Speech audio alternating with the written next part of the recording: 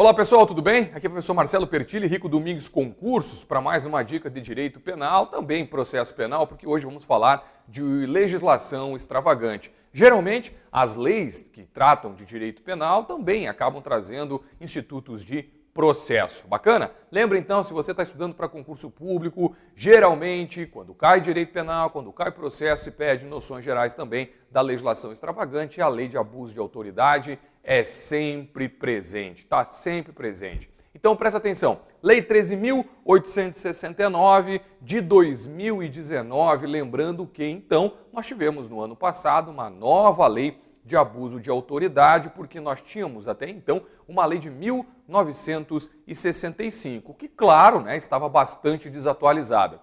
Essa lei é de 2019 e ela é meio que fruto também de muitas discussões que foram feitas no Brasil, sobretudo a partir do estouro da famosa Operação Lava Jato, quando se percebeu que a famosa força-tarefa da Lava Jato acabou praticando o que alguns chamavam de abusos de autoridade. Portanto, essa lei inclusive deu muita discussão no Congresso Nacional, porque alguns apontavam que, na verdade, era uma forma dos parlamentares, fazerem aí uma certa manifestação contra a Operação Lava Jato e tal. Bom, o fato é, a lei foi remodelada, a lei de 65, há novos tipos penais aqui, inclusive tipos que fazem uma certa menção às situações que aconteceram na Operação Lava Jato, e a lei, como eu disse a vocês, é de 2019, acabou não sendo testada muito em concursos públicos, porque, como vocês sabem, aliás, o mundo sabe, 2020 foi um ano em que a Terra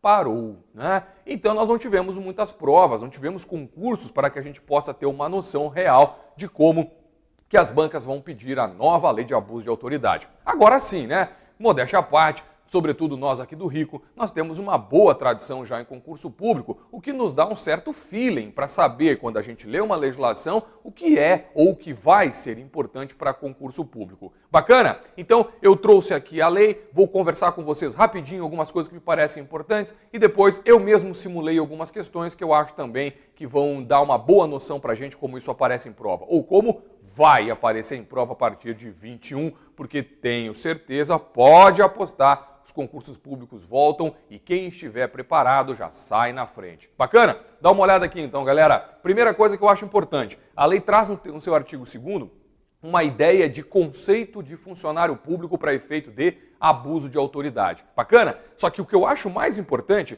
é o finalzinho do caput do artigo 2º, que diz assim, então ela fala, sujeito ativo do crime de abuso de autoridade, tal, e diz, compreendendo, mas não se limitando a.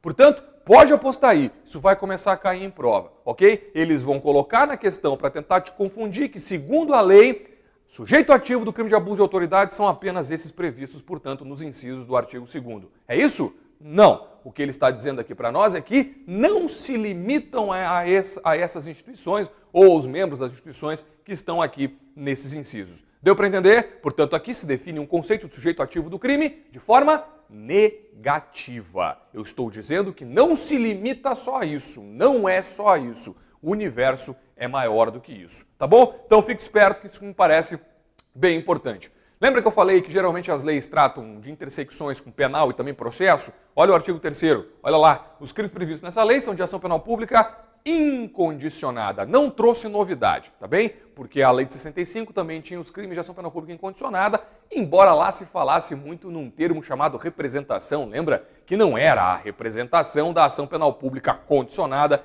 mas se falava bastante disso, ok? Outra coisa que eu acho importante é o parágrafo 1º do artigo 3º, que vai dizer: será admitida ação privada se a ação pública não for intentada no prazo legal. Anota aí, cabe ação penal privada subsidiária da pública. Lembra? Artigo 29 do Código de Processo Penal, portanto também existe na realidade do Código de Processo Penal e também, a ação penal privada subsidiária da pública está prevista na própria Constituição.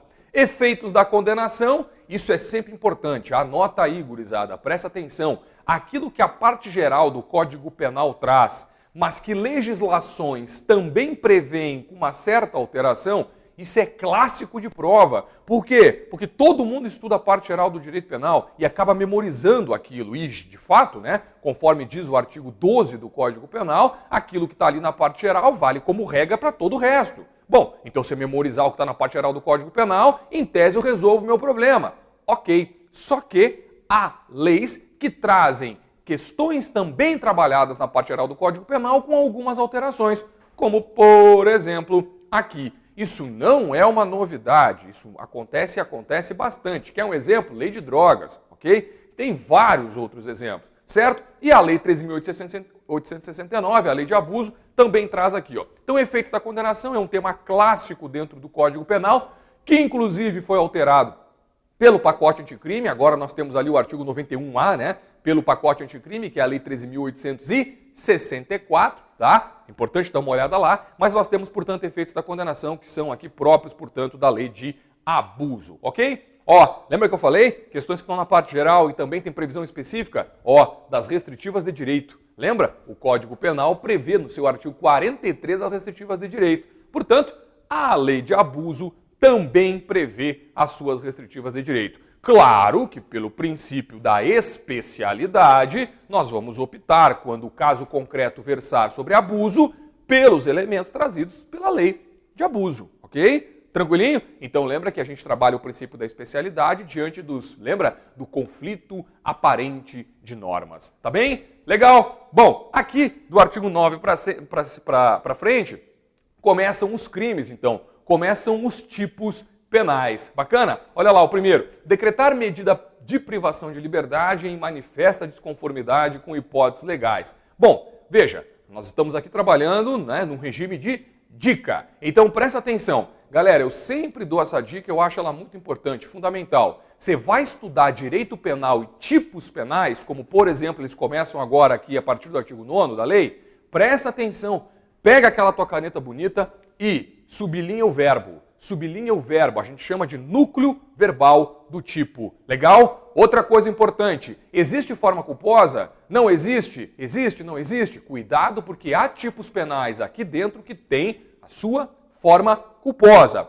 O crime tem forma equiparada? Cuidado, muitos dos crimes trazidos por essa lei de abuso de autoridade têm formas equiparadas. Portanto, quando tivermos um parágrafo, eventualmente algo dentro da estrutura do tipo que vai dizer assim, ó, incorre nas mesmas penas quem, papapá, nós temos a famosa forma equiparada. Tu tens que saber isso, ok? Porque geralmente quando a banca quer dar uma aumentada na dificuldade da prova, ela não pede o caput, ela pede a forma equiparada, pede a forma qualificada, eventualmente uma forma de aumento de pena, uma forma privilegiada, pergunta se tem forma culposa. Certo isso? Legal? Então, por favor, preste atenção. É uma dica, obviamente, que vale para cá, mas é uma dica geral quando você está estudando direito penal e crimes em direito penal. Portanto, a parte especial ou crimes dentro de legislações. Dê atenção à estrutura do tipo.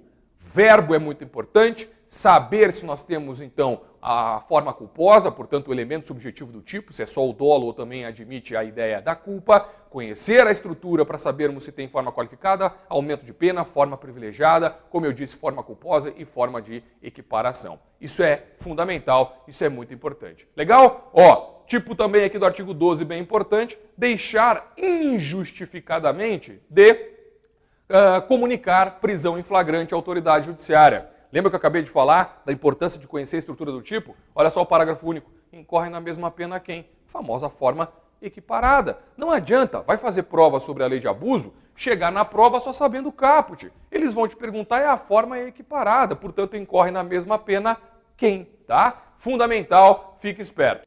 Outra questão importante, procedimento. Aplica-se ao processo e ao julgamento dos delitos previstos nessa lei. Claro, a lei, o Código de Processo, portanto vamos falar dos procedimentos do Código de Processo e também a Lei 9.099. Bacana? Olha só, eu vou escolher essa questão aqui com vocês, ó. Olha só, os crimes previstos nessa lei são de ação penal pública condicionada, admitida ação penal privada se a ação pública não for intentada no prazo legal. E precisamos continuar? Lembra? Os crimes previstos nessa lei são de ação penal pública incondicionada. Agora, é verdade, cabe mesmo a ação penal privada subsidiária da pública, como a gente falou agora há pouco. Olha só, gabarito, portanto é errado, porque o artigo 3º traz a possibilidade, aliás, a determinação da ação penal de iniciativa pública incondicionada. Legal? Olha lá. Outra, a inabilitação para o exercício de cargo, mandato ou função pública pelo período de 1 a 5 anos é efeito automático da condenação por abuso. Galera, lembra que eu falei? Aquilo que está na parte geral do Código Penal e que eventualmente é previsto de forma diferente na lei cai muito em prova? Então presta atenção. Olha só, olha que interessante. A lei traz a possibilidade da perda do cargo como um efeito da condenação, mas não é um efeito automático. E diga-se de passagem, no Código Penal também não é, tá? Também não é, ok? Então dê uma olhadinha no artigo 4º da lei, bem importante. De toda sorte, não é efeito automático da condenação, portanto está errado. As notícias de crimes previstos na lei de abuso de autoridade que descreverem falta funcional serão informadas diretamente à autoridade policial com vistas à apuração. Olha que legal! As penas previstas nessa lei serão aplicadas independentemente das sanções de natureza civil, etc. Agora o parágrafo único. As notícias de crimes previstas nessa lei que descreverem falta funcional serão informadas à autoridade competente. Viram só? Aqui, na questão autoridade policial. Não, a autoridade competente. Portanto, a lei não faz expressa menção à autoridade policial. Viram? Aqui, então, só algumas assertivas para você ter uma noção como isso vai começar a aparecer em prova e deu para perceber que você precisa ter uma boa noção sobre a estrutura da lei. Ela fala de temas de direito penal, alguns temas de processo penal, tem temas atrelados à parte geral do Código Penal, que ela faz algumas alterações, e tem, obviamente, os tipos penais, que, como eu já dei a dica aqui, você precisa conhecer as suas estruturas. Bacana? Legal? Galerinha, se puder, compartilhe o vídeo, se puder, deixa seu like aqui, se ainda não está inscrito, se inscreva no nosso canal, e lembra, tudo isso vai passar. E quem tiver mais afiado quando os editais começarem a sair, porque aproveitou o tempo, vai largar muito na frente. Ok? Vai acompanhando os nossos conteúdos aqui. Estaremos mais tarde para mais dicas de direito penal, de processo, mas tem matéria pra caramba aqui no nosso canal. Até a próxima. Tchau.